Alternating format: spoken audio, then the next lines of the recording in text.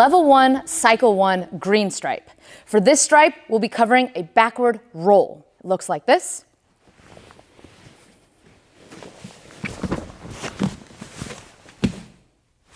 Or from the side.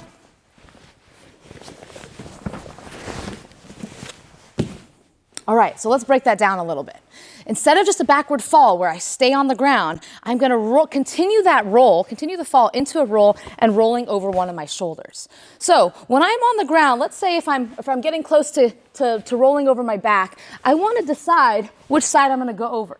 So if I'm going to go over this shoulder, I'm going to clear the space here by putting my head to the opposite direction.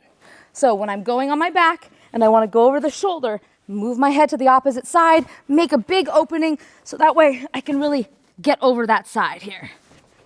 So again, if I'm going over the shoulder, put my head to the opposite side. So when I roll on my back, roll to the shoulder, I don't want to roll over my head. I don't want to make contact with my head. I just want the floor or the ground to make contact here. So get my head out of the side and this direction.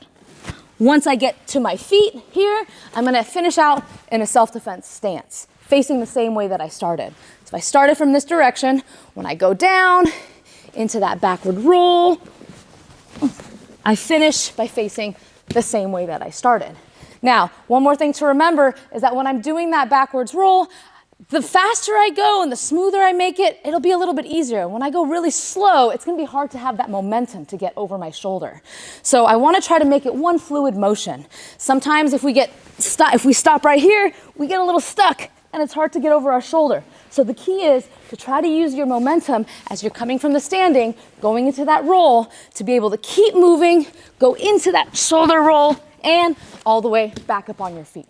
All right, let's take another look. Backwards roll.